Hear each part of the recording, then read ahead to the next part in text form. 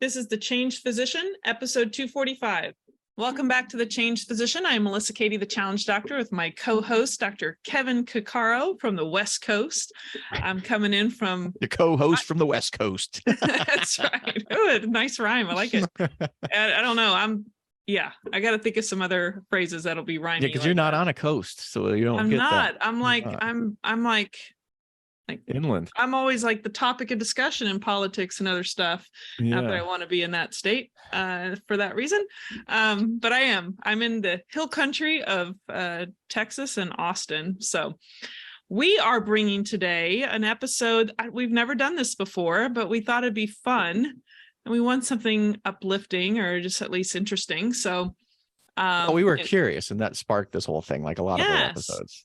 So as of today in April, we are looking at the top 10 videos based on views of the Changed Physician podcast. So there is a number one.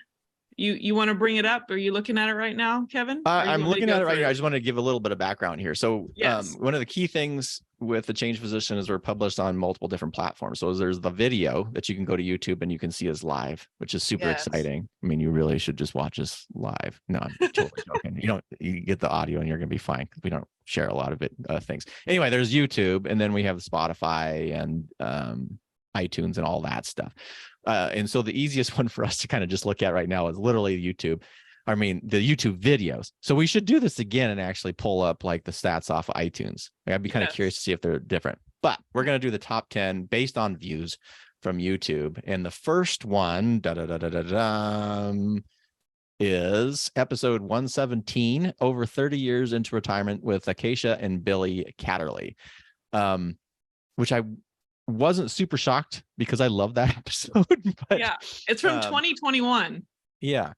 So, I mean, so it's not super old. I mean, because there's a couple ways this can fudge. The older the video, the more views it's going to have, or it may have. But that was kind of in after the first year. And I think that it touches on, this is something that a lot of people are interested in, like retirement. I mean, there's like these domains in the marketing world is basically like health and money and relationships are the three core domains. And then the last one I heard was Vice. That was something that another marketer said. I was like, that's kind of interesting. But Vice. Oh, okay. That's like drugs and porn, like basically because there's this strong desire for people for naughty this stuff. Yeah. I'm like, and I've never ever heard a marketer ever say that. And I was like, oh my God, that's actually kind of true. But anyway, so this kind of fits into the wealth and the retirement, this kind of early retirement thing is so powerful because it also it covers the money part as well as the lifestyle thing. And this particular video, which we loved with the Catterleys, who we've had back again just recently, what I loved about it is instead of there's a track record here. And to talk with people who literally retired by, I think they were not even 40, if they were around 40, I think when they transitioned, because we're not going to use the word retired, and have been doing it for over 30 something years now, is extraordinarily powerful as a proof of concept. And there was a lot of good takeaways on that. And we talked about things like, what do you need to save and what lifestyle kind of you're looking at and geographic arbitrage. So not super surprised that was that particular episode. And plus I think Billy and Acacia shared it with their audience, and they have a fairly large audience as well, because it's a very popular topic. Yes. And I was actually, I'm discovering something here. I'm looking at the second one. You want me to just jump into the jump into the second one. Yeah. Well, I needed to because I didn't on YouTube label the episode number, so I'm doing that as we speak on the fly. There we go. So episode 145 was with Dr. Kelly Casperson, and that was about sex and orgasm. So, I said naughty stuff. Sex, it shouldn't be. I think there's a problem there. We make it all naughty or whatever, but that's a whole episode that we should probably get Kelly back on here about. Is this puritanical thing that we have about sex in this country is absolutely insane. Yes. Well, let's do that. Let's get Kelly back on. Let's see if she'll come back on. Yeah, just go ahead and now I go want to ahead. talk about it. Let's multitask right now. Go ahead and send her a message. But episode 145 was so much fun. I think it was like over an hour long, and it had, let's see, it's already had almost 400 views. We're a small little podcast, and we have a niche of people that physicians or physician allies, but I think a lot of this stuff really relates to a lot of just human beings in general. Everyone needs to watch this episode. And so let's just say her personality, her just shooting from the hip, like she's just a joy to have a conversation with and to listen to. She's got her own podcast, You're Not Broken, her own book that came out. Just definitely want to express how much impact she's making, not just locally, but around the world. I mean, there are so many cultures that won't talk about this at all.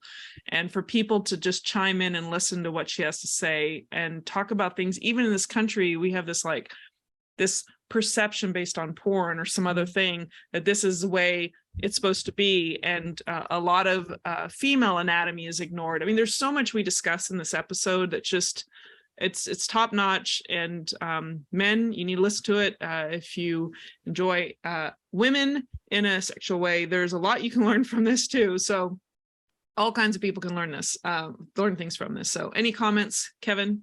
I just found that funny. I don't know why. Men, you should listen to this if you enjoy women in a sexual way. Yes, well, true.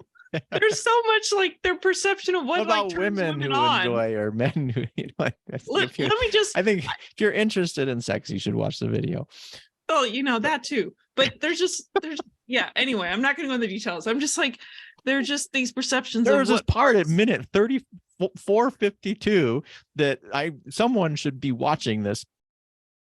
You know why I say that? Because I've actually met men that think there's only 2 orifices for what, there's a major anatomy lesson that needs to happen across this world. But anyway, let me just leave it at that. I'm just appalled at the horrible education we do. And like you said, this puritanical thing where we just avoidant about any of it or make it evil. I'm it's how we propagate the species, people. This is can be utilized for that. But the knowledge about it is, I mean, I don't know. It's a biological urge in so many ways. It's so important to understand it, and it's pleasurable, and there shouldn't be all the shame associated with it. And actually, I think we just do this. I just think about sex ed in this country where we don't really teach we teach anatomy lessons, basically. They're not real sex ed.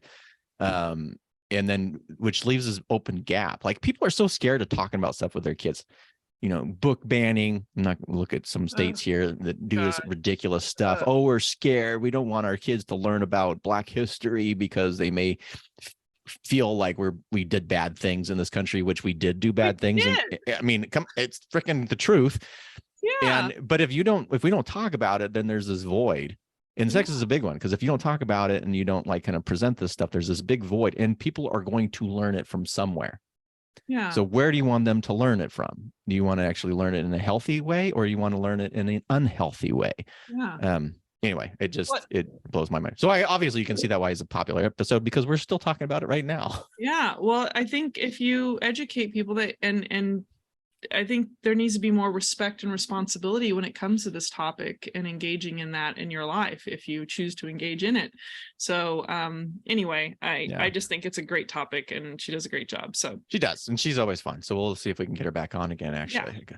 And in number 3, you want to mention the 3rd most popular? Yeah. So this one was kind of interesting. I mean, I'm glad, because I love this episode, but this was episode 73 with Dr. Lamia Boric, who was heard a story from a Bosnian refugee to her locums, becoming a locums physician. And Lamia is, I just love Lamia. We, full disclosure, we actually worked together. We started at a group practice at this really close together. I can't remember, we were a couple months apart or whatever.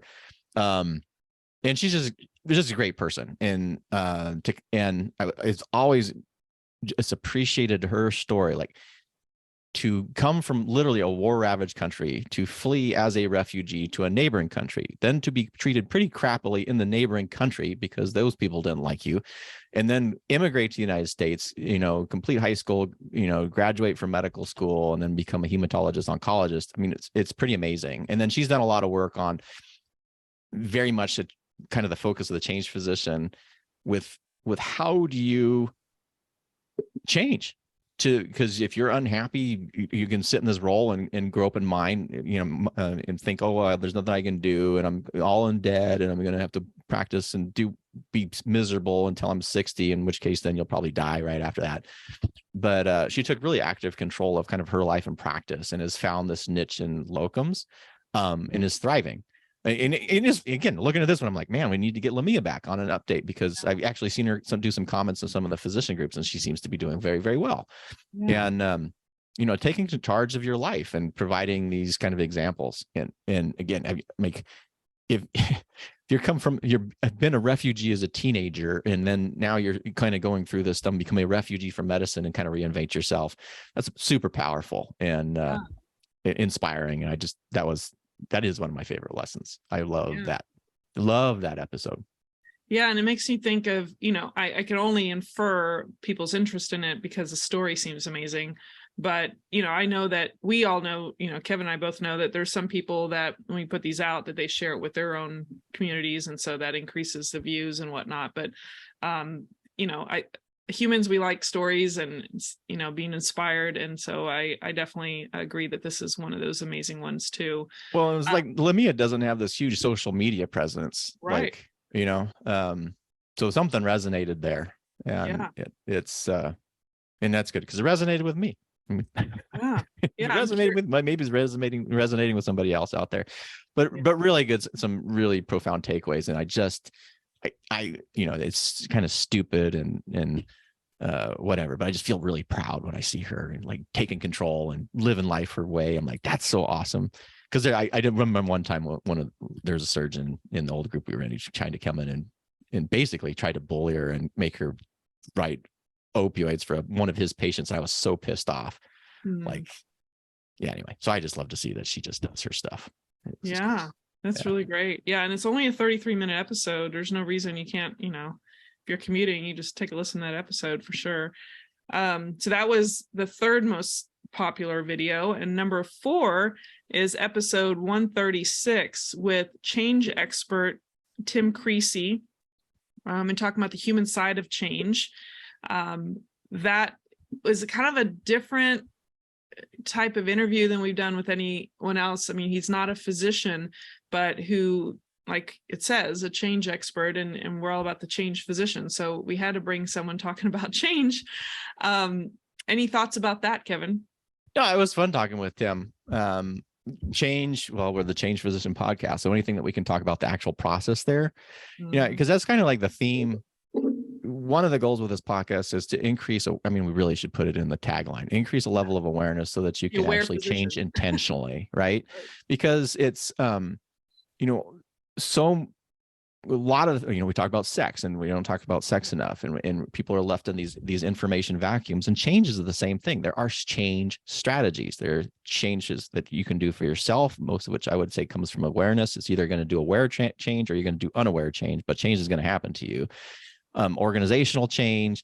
And we talk kind of a lot about those overlays in there, that there's these specific tools that you can use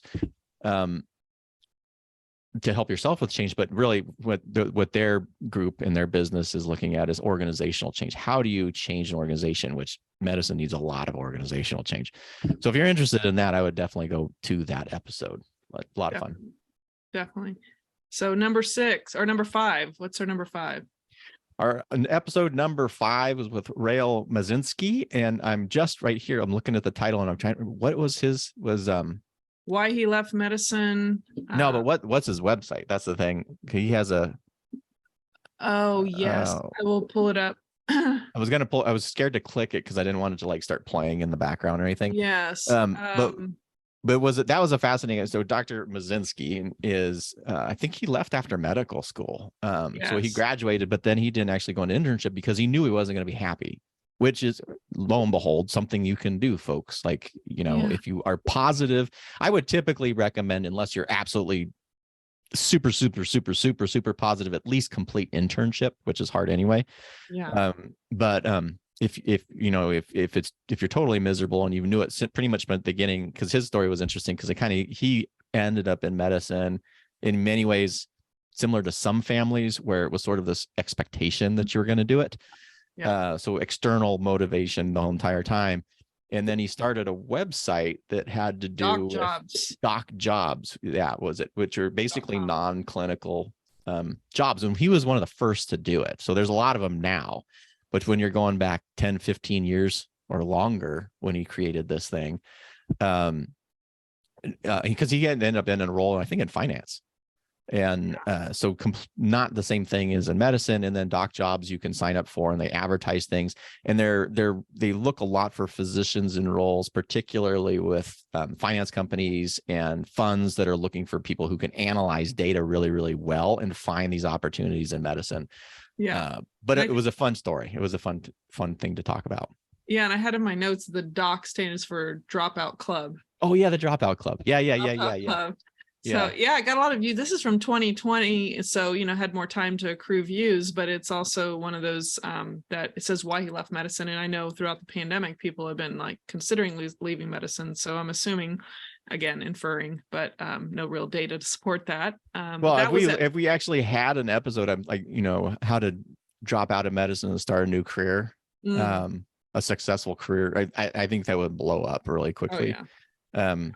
And then the same time, I think it would be also interesting to talk about the challenges with it, because everybody wants the physician salary, but they don't want the physician job. Yeah. Well, it is extraordinarily difficult to get a physician salary, and unless you're a pediatrician. Not poo-pooing pediatricians, but we know that you guys are underpaid. Yes. But to step away from clinical medicine to expect some of the salaries, particularly if you're a specialist, is it's not going to happen unless you're like amazing venture capitalist guy, in which case you're probably not in medicine to begin with. But there's lots of different opportunities that you can have with a medical background that still provide, I would say, greater income than 80-90% of most individuals, and you can be very happy and satisfied. I would say I did that. I stepped away from clinical practice in an extraordinarily high-paying specialty because I disagreed with it fundamentally, and it had a huge drop in income. But cobbled together kind of consulting education, trying to kind of promote understanding of science of pain and things like that, and I still made decent money. Like, again, nowhere close to what a physician would make. And even in my role now, where it's non-clinical, but I'm employed, I still don't make close to what I used to make, but I still make. Most people will be very satisfied with the income that I make. So there's lots of opportunities there. Yeah, definitely. So that was episode 26, technically, our 5th highest ranking video. And then number 6 is, believe it or not, Acacia and Billy. You said Catterley. I thought it was Caterley, but it was probably Caterley. Yeah. They came back in January and gave us, they had their 5th edition of their adventures guide to early retirement. And the title was Still Retired Since 38 Years Old. So that, of course, we can't, we said that in the highest ranking video. It's just awesome. So 38. I was younger than even amazing. I was saying. Yeah. I wanted to say 30 something, but then I'm like, oh, maybe it was 40, because that just seems so young. Yeah. So you just have to watch that one too. They're just they're loving. They still, at least exude this excitement of everything they do and where they're at, and they're in Mexico and at this current time, as my understanding. So that was actually episode 235. And then number 7 of the rankings is Dr. Ford Brewer. He's an ER physician that started doing a YouTube station, does a lot of preventive medicine kind of, in fact, that's one of his, I think, PrevMed You have to go into the video. You can click or see what the handle is for that. But Dr. Ford Brewer has been on a couple times, but his was the number 7 ranking video. Any comments about that, Kevin? No, other than I'm looking at going, man, we need to have Ford back on again. I really enjoyed talking to him, and really kind of enjoyed his experiences. And he's got a pretty decent YouTube experience, YouTube exposure for a physician, where he focuses on prevention, and cardiovascular health. And he really just a really, really good guy. And he's doing some great work out there trying to keep people healthy, which is so opposite as compared to the total sick care system. So, and he's, I just remember he helped us early on and was very supportive of us. And so good guy, and great information. Yeah, he definitely has been supportive. And that was from a 2020 episode 48. So that was number 7. Funny thing is, right behind that is our very first episode. That was the intention of the Change Physician podcast. I have to say, just because it's been sitting there forever and they're curious who we are, and it probably is just like right there, easy to click on, is probably why, that 14-minute episode has gotten a pretty good number of views. So I don't have anything to say about us. I do that right now, particularly on YouTube. Is sort of the way that YouTube for me works. Is I find something kind of interesting. I'm like, oh, this is interesting, and I'll click on the button that says the channel, and I'll look at the channel, and I usually go to the about, and I can't remember if that is in our about or whatever, but anyway, it's a quick way to kind of see, well, who are these people? Are they total crazy people? Yeah. Are they really physicians? Are they really physicians? I mean, hopefully people are asking that. That's are they ODs or DOs? Like, what is that? We should do an episode on that again, explaining some stuff. The little alphabets behind your who's if the doctor's seeing you now, what doctor is seeing you now? And that's important, actually, because there's a bunch of people running around with who say they're doctors that aren't actually physicians. There's a lot there. We have to unpack a lot of that to really go into that. Anyway, always ask who are taking care of you. If they say I'm your doctor, say, where did you go to medical school? Where did you do residency? It's always good to get a good background on them so that you know fully who is involved in your care. Anyway, so that was our little about video. Yeah, so that was ranked number 8. And number 9 of our top 10. Speaking of labels, Dr. Ali Abdal was trained as a UK physician, did a lot of YouTube work, even as a medical student. I mean, that's where he got his business from. Right. And then he went from pre-med to, junior doctor. He was, I think it's just like an intern, like basically an intern year kind of thing. I think they finished medical school and they are a junior doctor or whatever, which is, I think, most equivalent to our residency. And then he finished, once you finish kind of that general residency, you become like a GP, and then you can go off and do other things. But he quit completely.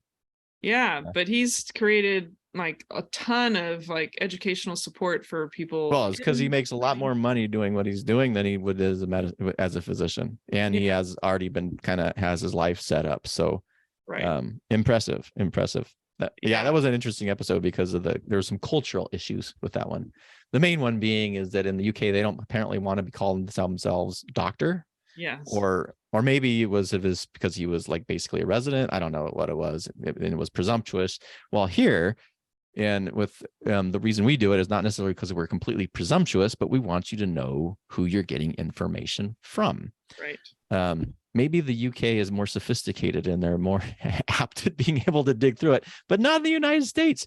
We have a lot of questionable information coming from a lot of questionable people. And so I will definitely say Dr. Kevin Cuccaro or Dr. Melissa Cady if it's a professional environment. Yeah, I agree.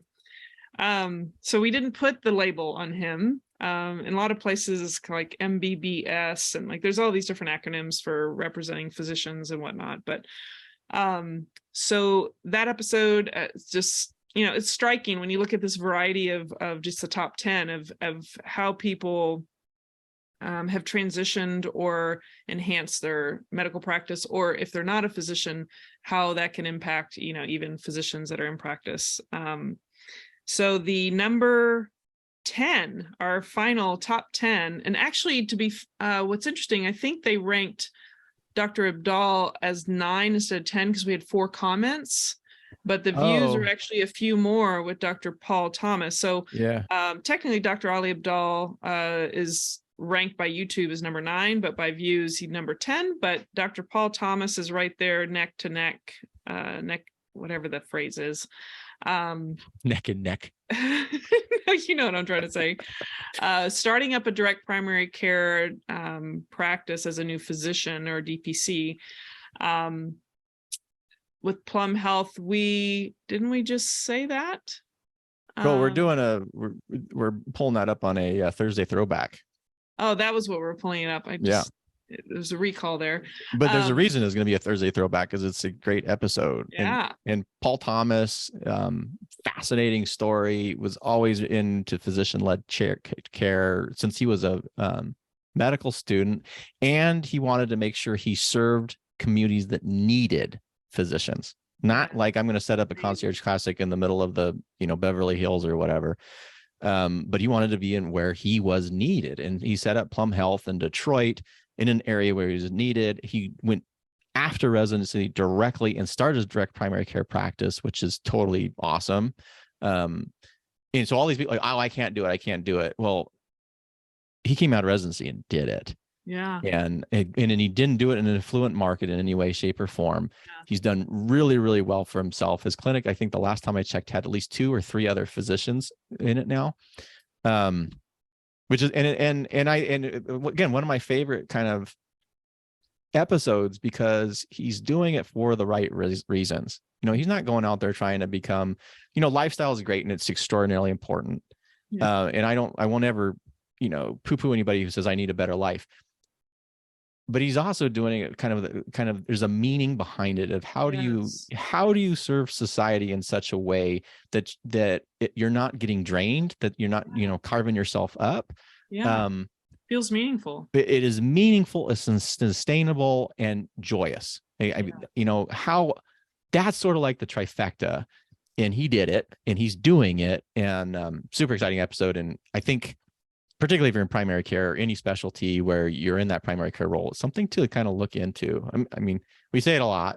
I'm a huge proponent for direct primary care until organized medicine actually gets its head out of its butt and figures out how important our primary care physicians are, instead of doing the dumping thing on them. And if we start, weaning away from all the garbage that the subspecialists have done, man, I mean, that's kind of the dream of medicine. And I love that episode, and I really love Paul, and I'm glad it's in the top 10.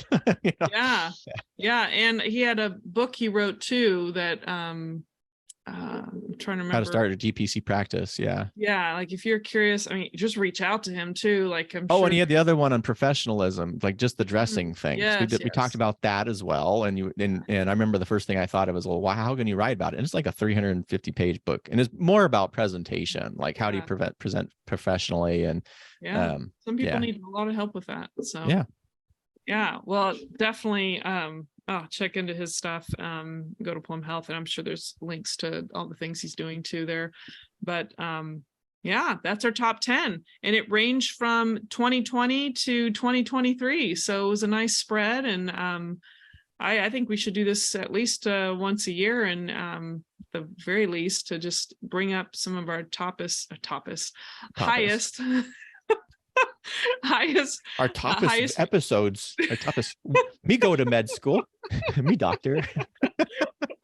Hey, sometimes your mind and your mouth is not working at the same rate. Anyway, any final comments before you take us out? No, other than I think we should do this again sometime, and like we talk about key takeaways, but one of the fun things about doing a podcast, and one of the reasons we do this, is to learn.